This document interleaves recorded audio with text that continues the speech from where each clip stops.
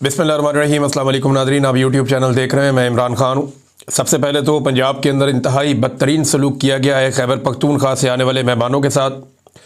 खैबर पख्तूनख्वा के वज़ीर आला है और ये बाई डिज़ाइन किया गया। ये मिलिट्री इस्टेबलिशमेंट की फैलाई हुई नफ़रत है और शरीफ ख़ानदान की गंदी और घटिया सियासत है। शरीफ ख़ानदान ने हमेशा यही किया है। शहबाज शरीफ साहब ने भी जाग पंजाबी जाग का नारा लगाया था और ये पंजाब को दूसरे सूबों से अलग करने की इन्होंने कोशिश की थी। नवाज शरीफ ने हमेशा इसी तरह की घटिया सियासत की है और पंजाब को इस्तेमाल करते रहे हैं। पंजाब ऐसा बिल्कुल नहीं है, लेकिन इन्होंने हमेशा घटिया सियासत की है।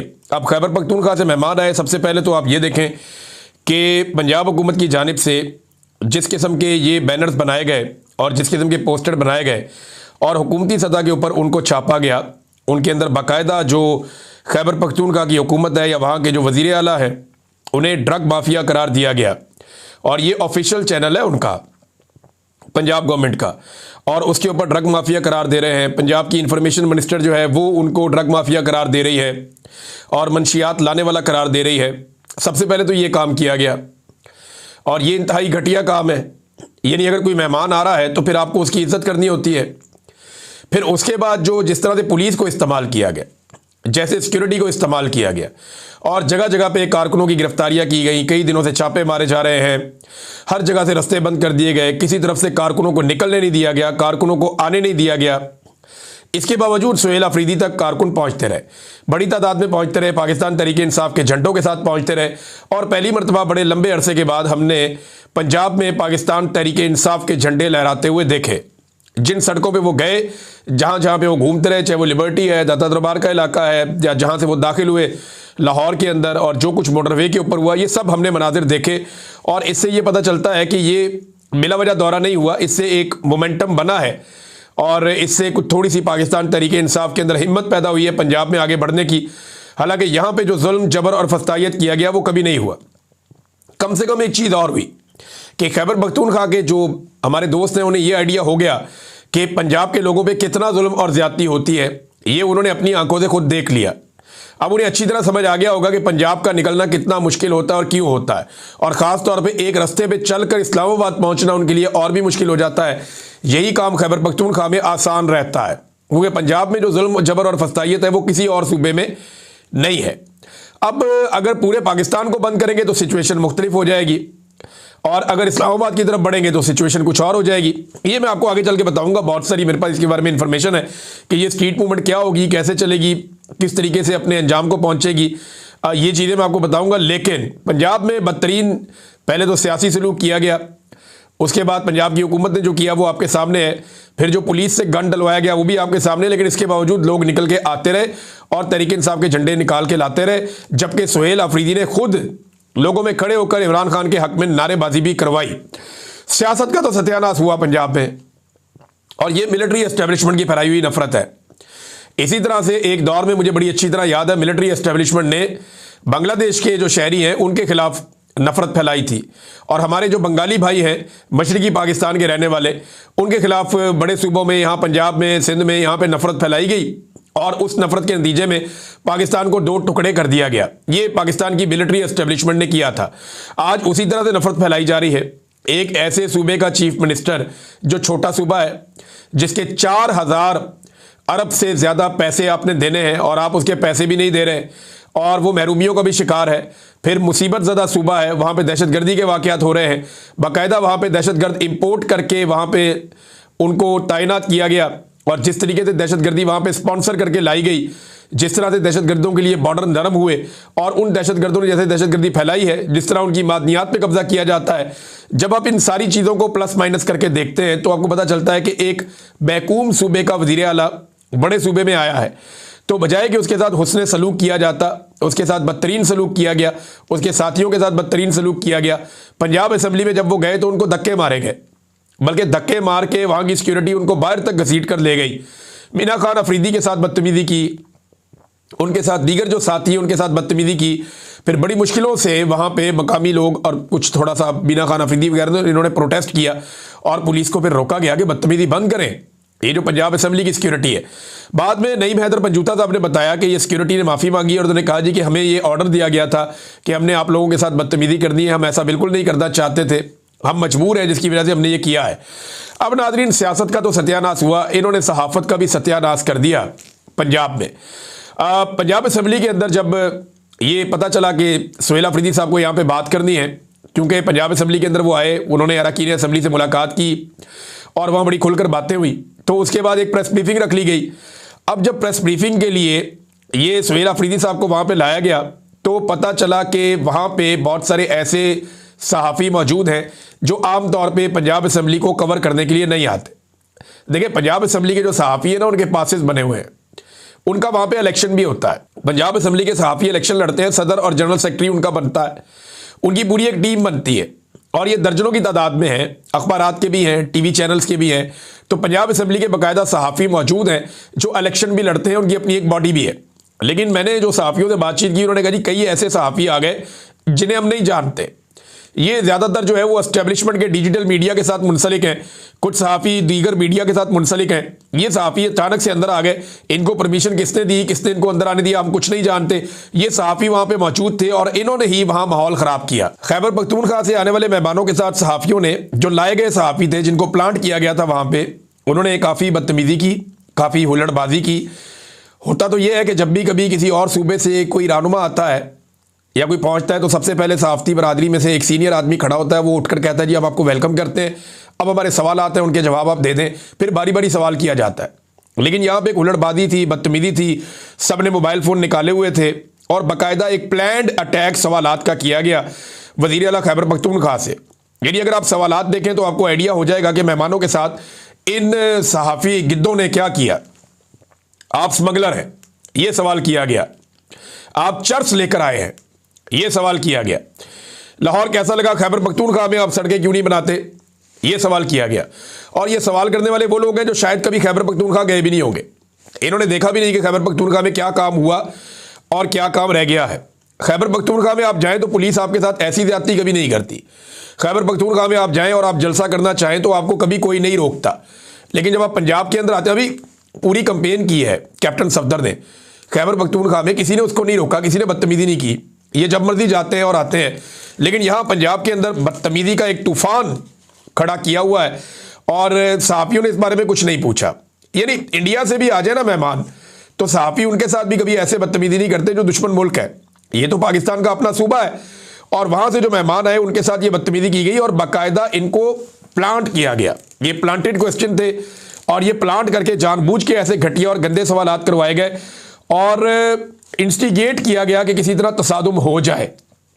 मीना खान अफरीदी ने एक सख्त जवाब दिया जो गैर ज़रूरी था। ये जवाब वो गुरेज कर सकते थे, लेकिन जब बहुत लगातार आपके ऊपर जबर होता है, लगातार आपके साथ बदतमीजी होती है, आपको धक्के दिए जाते हैं, आपके साथियों को मारा जाता है, तो ऐसी सूरत हाल में फिर ये होता है कि इस किस्म के हीट ऑफ द मूवमेंट में इंसान के मुंह से ऐसी बात निकले। लेकिन आपका टेस्ट भी यही होता है, आपका इम्तिहान भी यही होता है, आपको यहीं पर सब्र करना होता है। और ये ट्रैप किया गया था और मीना खान अफरीदी जो है वो जज्बाती हो गए, उन्होंने एक ऐसा जवाब दिया जो गैर ज़रूरी था।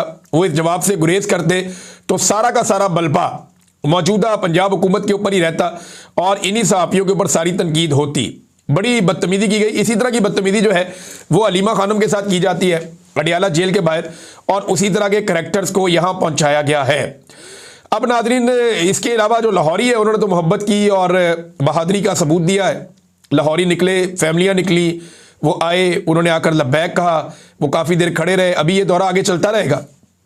अभी सुहेल अफरीदी साहब यहाँ पे कोट लखपत जेल में जो कैद हैं पाकिस्तान तहरीक इंसाफ के रहनुमा, उनसे मुलाकात करने की कोशिश करेंगे।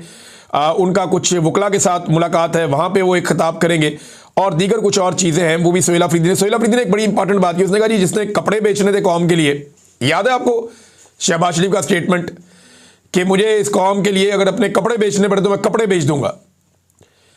तो वो कपड़े बेचने वाले ने पीआईए बेच दी और पीआईए भी ओने पोने ही बेच दी और पीआईए ऐसी बेची है कि क़यामत तक पाकिस्तानी याद रखेंगे कि किसी ने पाकिस्तान का सौदा किया है। अब नाज़रीन, पुलिस के हवाले से ये एक और चीज़ मैं आपको बताता हूँ। ये कुछ गर्दिश कर रहा है व्हाट्सएप ग्रुप्स के अंदर। एक मैसेज बज़ाहिर दिखाई देता है जैसे किसी पुलिस वाले ने एएसपी शहर बानो नकवी का एक मैसेज कॉपी करके पोस्ट कर दिया है। बज़ाहिर ऐसा दिखाई देता है। इसमें ऊपर दो तस्वीरें लगी हुई हैं जहां पुलिस वाले नाके पे खड़े हैं। नाका है 180H कट के ऊपर 180 जो है वो शरीफ फैमिली का मॉडल टाउन वाला इलाका है। अब इस पे जो शहरबानो नकवी साहिबा की जानिब से जो एक नजर आता है रिप्लाई 6:51 पे शाम को, last time they came from here, no flags should be displayed, यानी कोई पीटीआई का झंडा नजर नहीं आना चाहिए। पिछली मरतबा ये यहीं से निकल कर आए थे। नो बडी शुड क्रॉस, किसी भी शख्स को क्रॉस करने की इजाजत नहीं होनी चाहिए नाके को। आई शिल किल यू, यानी मैं आपको कत्ल कर दूंगी अगर ऐसा कुछ हुआ तो। उसके नीचे एक पुलिस वाला है सैयद शफकत, उसकी तस्वीर और उसका एक मैसेज भी नजर आ रहा है, उसका नंबर भी लिखा हुआ है। बहरहाल ये मैं अपनी टीम से कहूंगा कि नंबर छुपा लें, इनके नंबर पब्लिक नहीं होने चाहिए इन लोगों के, ये नामुनासिब होगा। इनके नंबर्स को जो है ब्लर कर दें, लेकिन सोशल मीडिया के ऊपर तो हर तरफ ये गर्दिश कर रहे हैं ऑलरेडी। तो जब पुलिस इस तरह की हरकतें करेगी तो कोई अच्छी मिसाल तो कायम नहीं होगी। तो काफ़ी गंद इन्होंने मारा है और पंजाब हुकूमत ने ड्रग माफिया तक करार दे दिया अपने ऑफिशियल चैनल के ऊपर, जो बड़ी ज्यादती है। पाकिस्तान तहरीक इंसाफ का जो बड़ा टेस्ट है ना नादरीन, वो आने वाला है 8 फरवरी को।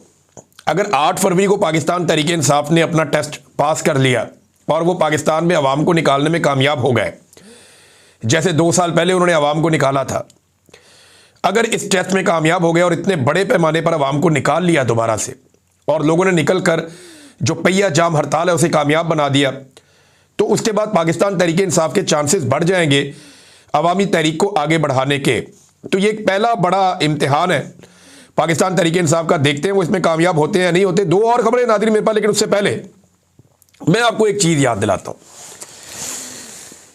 मुझे एक वाकया याद आ गया, आज सहाफ़ियों की बदतमीजी देखकर मेरी बहुत सारे सहाफ़ियों से बात हुई, वो कहते हैं जी हम बहुत शर्मिंदा हैं और हम बहुत परेशान हैं। सीनियर सहाफ़ियों से मेरी बात हुई, जो इवन प्रेस क्लब के अहदेदार रहे, उनसे भी मेरी बात हुई। उन्होंने कहा जी कि ये बदतमीज़ी का हिस्सा हम कभी भी नहीं बनना चाहते और ये हमारी रवायत भी नहीं है।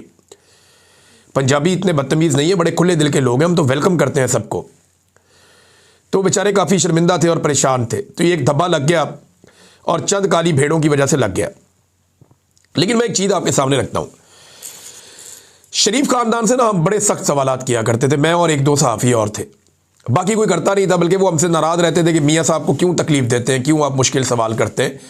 कई सहाफ़ी हमसे नाराज़ भी हो जाते थे, जो अपनी दिहाड़ियाँ विहाड़ियाँ लगाते रहते थे।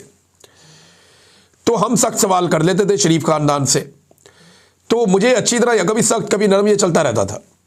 मुझे अच्छी तरह याद है कि एक दफ़ा एक यूसुफ रज़ा गिलानी साहब और जरदारी साहब ने आना था लाहौर, तो एक उसके बाद प्रेस कॉन्फ्रेंस थी, तो शहबाज शरीफ साहब ने उनके साथ होना था। तो एक सवाल लिखकर ना वो सवाल दे रहे थे सहाफ़ियों को कि आपने ये सवाल पूछना है, ये सवाल पूछना है, ये सवाल पूछना है, और ये सवालात दे रहे थे शहबाज शरीफ के बंदे, क्योंकि वो चाहते थे कि जरदारी साहब से और गिलानी साहब से कुछ सवालात किए जाएं। और मुझे एक सवाल दे दिया एक बंदे ने लाके, मैंने कहा जी ये क्या है? उन्होंने कहा जी ये सवाल आपने पूछना है। मैंने कहा जी मैंने क्यों पूछना है, मैं खुद सवाल पूछ लूँगा। उन्होंने कहा नहीं, ये सवाल जो है ना मियाँ साहब की ख्वाहिश है, आपने ये सवाल पूछना है। इमरान साहब, हम मियाँ साहब को बता देते हैं सवाल आपके पास है। अच्छा, वो सवाल कोई बड़ा इंपॉर्टेंट था। तो जैसे ही प्रेस कॉन्फ्रेंस में सवालात का सिलसिला शुरू किया, खुद ही शहबाज शरीफ साहब ने कहा जी इमरान साहब आप पूछें, मेरी तरफ इशारा कर दिया। मैंने वो पर्ची जेब में रखी हुई थी, मैंने कोई और सवाल कर दिया, जो सवाल मेरा बनता था मैंने वो पूछ लिया। तो शहबाज शरीफ साहब के चेहरे पे बड़े मैंने नागवारी देखी। उसके बाद थोड़ी देर बाद मैंने फिर हाथ खड़ा कर दिया, तो शहबाज शरीफ साहब ने फिर मुझे इजाज़त दे दी। उन्होंने कहा जी जी इमरान साहब आप पूछे सवाल। उन्हें लगा सवाल पूछेगा, मैंने फिर कोई और सवाल कर दिया। तो मुझे अब मज़ा आना शुरू हो गया। मैंने कहा यार देखो कितना मज़ा आ रहा है, एक सवाल आप प्रेस कॉन्फ्रेंस में नहीं पूछ सकते। मैंने 2 दफ़ा हाथ खड़ा किया, दोनों दफ़ा ही मेरा सवाल हो गया। मैंने तीसरी दफ़ा वो एक कागज़ हाथ में पकड़ के फिर हाथ खड़ा कर दिया। तो मियाँ साहब को लगा कि अब इसके बाद वो सवाल वाली पर्ची है तो अब ये ज़रूर पूछेगा। मियाँ साहब ने कहा जी इमरान साहब आप कर लें, आप एक और सवाल कर लें। मैंने फिर वो सवाल नहीं पूछा। उसके बाद ना मुझे काफ़ी, वो जो बंदा था मियाँ साहब का, वो आया बाद में, उसने मुझे कहा जी आपने सवाल नहीं किया। मैंने कहा जी मैं क्यों करूँ सवाल, मैं अपना सवाल खुद कर सकता हूँ। तो मुझे यानी शरीफ खानदान से मुश्किल सवाल क्या कोई ऐसे करेगा जैसे आज सुहेल अफरीदी से किए गए? क्या कोई मरियम नवाज से सवाल कर सकता है पंजाब में? इंफॉर्मेशन मिनिस्टर जो है पंजाब की, उसने बाकायदा धमकी लगाई थी सहाफ़ियों को। यहाँ तो नौकरियों के लाले पड़ जाते हैं। अच्छे खासे बड़े जर्नलिस्ट जो हैं वो नौकरियों से हाथ धोकर बैठे हुए हैं। कई एंकर्स हैं, उनके प्रोग्राम बंद हो गए हैं। आरिफ हमीद भट्टी साहब को ले लें, समीना पाशा साहबा को ले लें, और बेशुमार मैं किस किस का अब नाम लूँ, सिद्दीक जान साहब का प्रोग्राम बंद है, सभी इब्राहिम के साथ ये हुआ, सबके साथ ही होता है। बहरहाल ये सवालात जो है ना वो इमरान खान से ही पूछे गए हमेशा, मुश्किल और सख्त सवालात। शरीफ खानदान ने कभी सख्त सवालात लिए ही नहीं, ये हमेशा कोशिश करते थे कि इनसे सवालात ना किए जाए। ये अब सहाफ़ियों को काबू करते हैं मुख्तलिफ तरीक़ों से, पैसे खर्च करके, इश्तिहारात दे के, कुछ ना कुछ करके सहाफ़ियों को काबू करते हैं, कभी डरा के, कभी नौकरी की धमकी लगा के ये काबू करते हैं सहाफ़ियों को, और फिर उनके ज़रिए से गुडी गुडी खेलते हैं। ये PMLN का तरीक़ाकार है, और एस्टेब्लिशमेंट आजकल खुद इनके साथ मिली हुई है, वो नफ़रत फैला रही है। माजी में उन्होंने यही सलूक किया था बंगालियों के साथ, आज वो बलोचों के साथ करते हैं, कभी महाजरों के साथ करते हैं, कभी कबायलियों के साथ करते हैं, कभी पश्तूनों के साथ करते हैं, और पंजाबियों के साथ भी वही सलूक अब कर रहे हैं। तो पूरे पाकिस्तान में नफ़रत का एक बाज़ार इन्होंने गर्म किया हुआ है। नाज़रीन, एक और ख़बर है, शेख मोहम्मद बिन ज़ैद अल नहयान आए इस्लामाबाद में। ख़बर मैं आपको अब देता हूँ। दरअसल वो शिकार खेलने आए पाकिस्तान में। उन्होंने रहीमिया खान में तिलोर का और हिरन का शिकार खेलना है। वहाँ पे उनका एक महल है जहाँ पे वो रहते हैं। आने के बाद बाकायदा डेजर्ट के अंदर बहुत बड़े खैमे लगते हैं, और महल नुमा खैमे होते हैं, बाकायदा वर्कशॉप्स बनती हैं, पूरा उनका निज़ाम आता है। वो निज़ाम पूरा का पूरा लग जाता है, सिक्योरिटी इंतहाई हाई अलर्ट और टाइट हो जाती है, हर तरफ बंदोबस्त किया गया है। शेख मोहम्मद बिन ज़ैद अल नहयान इनके आने के ऊपर, और अब ये तिलोर का और हिरन का शिकार खेलेंगे डेजर्ट के अंदर। जो हर मरतबा अरब शहजादे आते हैं वो आकर शिकार खेलते हैं। तो ये एक्चुअली शिकार का दौरा था। इन्होंने दरख्वास्त की कि आप इस्लामाबाद तशरीफ़ ले आए, तो वो इस्लामाबाद आए और एयरपोर्ट पे आए। अब हुकूमत कह रही है जी कि इस्लामाबाद के दौरे पर आए हैं वो। इसको ऑफिशियल पहले इन्होंने करार दिया, ये साबित करने की कोशिश की ऑफिशियल दौरा है। वो पता चला उनका निजी दौरा है, ऑफिशियल दौरा नहीं है। फिर इस्लामाबाद में कोई मुश्तरका, कोई जॉइंट प्रेस कॉन्फ्रेंस नहीं हुई। देखें ना, एक सरबराह मुमलिकत आया, आप भी हैं, तो आप मीडिया को इकट्ठे सामने खड़े होकर कोई जॉइंट प्रेस कॉन्फ्रेंस करते हैं, कोई स्टेटमेंट आप जारी करते हैं, कुछ भी नहीं हुआ। एयरपोर्ट पे आए, एयरपोर्ट पे इस्तकबाल हुआ, एयरपोर्ट पे बैठे और एयरपोर्ट से ही निकल गए। अब तक की कहानी तो ये है। और ये कह रहे हैं जनाब बड़ा कामयाब दौरा हो गया। ये गोंगलुओं से मट्टी झाड़ते हैं। वो आए शिकार खेलने के लिए, दरख्वास्त की, सर इधर आ जाए, हम आपका इस्तकबाल करना चाहते हैं। ठीक है, इस्तकबाल करवा के वो अपने शिकार पे चले गए, और वो अपना शिकार करेंगे। और वो उस एरिया के पूरे के मालिक हैं, वहाँ उनका महल है, वो सारी उनके पास ज़मीनें हैं, उन्होंने वो सारी ली हुई हैं। वहाँ पे साल भर उनकी वहाँ चौकीदारी रहती है, उनके बंदे वहाँ पे रहते हैं। तो ऐसा कुछ नहीं है। दूसरा, हुकूमत को एक और खारजी महाज के ऊपर शर्मिंदगी का सामना करना पड़ा। हुकूमत ने बरतानवी अब्बासी से एक एहतजाज किया था, एक डिमार्च किया था, और वो इस बात पे किया था कि ब्रेडफोर्ड में एहतजाज के दौरान एक खातून ने आसिम मुनीर को बदवाएं दी हैं। अब वो खातून जो है वो बदवाएं दे रही थी कि ज़ियाउल हक भी मर गया, आसिम मुनीर साहब के साथ भी ऐसा कुछ हो जाएगा, कोई गाड़ी का हादसा हो जाएगा। तो वो औरत बदवाएं दे रही थी। तो उन बदवाओं को लेकर ब्रेडफोर्ड में एहतजाज के दौरान ये बदवाएं दे रही थी, उसको कत्ल की धमकियां, इन्होंने कह दिया कत्ल की धमकियां। ये वो बेचारी औरत ने क्या कत्ल करना है, या वो कैसे कत्ल कर सकती है फील्ड मार्शल आसिम मुनीर साहब को? एक इतनी बड़ी एटॉमिक कंट्री है, उसके फील्ड मार्शल हैं, 7 लाख की फ़ौज है, और एक बिल्कुल नॉर्मल सी औरत है, कोई उनको जानता भी नहीं है। उन्होंने एक तकरीर कर दी है, उनकी तकरीर से ही डर गए, और इन्होंने बुला लिया जनाब बरतानवी हाई कमीशन ने। उन्होंने कहा अगर आपको लगता है कि ऐसा हुआ है तो आप जुर्म के सबूत जो है वो बरतानवी पुलिस के हवाले करें, और बरतानिया के अंदर इंसाफ होगा, बेफिक्र रहें। अंदाज़ा करें आप नाजरीन, एक के बाद एक शर्मिंदगी करवाते हैं। इन्होंने अपनी तरफ से जनाब बुलवाया, और बुलवा कर कहा कि जनाब हम डिमार्च कर रहे हैं, हमारे आर्मी चीफ को कत्ल की धमकियां दी गई है, कहानी कुनी सुना दी उन्होंने जनाब जवाब दे दिया। उन्होंने कहा ठीक है जी, ऐसा कुछ हुआ है तो जाके वहाँ पुलिस को रिपोर्ट कर दें, हमें बुला के ना तंग करें। अंदाज़ा करें आप, ये है इस वक्त इनकी इज्जत और इनकी सूरत हाल। बहरहाल अभी इनको बहुत सारे सवालों के जवाब देने हैं। ये ट्रांसनेशनल रिप्रेशन के ऊपर हम काम कर रहे हैं, और आने वाले दिनों में बहुत सारे केस इकट्ठे होंगे जिसका जवाब पाकिस्तानी हुकूमत को देना पड़ेगा कि इन्होंने ओवरसीज़ पाकिस्तानियों की फैमिलीज़ को और उनकी प्रॉपर्टीज़ को छेड़ कर उन्हें परेशान क्यों किया। अब तक के लिए इतने, अपना ख्याल रखिएगा, अपने चैनल का भी। अल्लाह हाफ़िज़।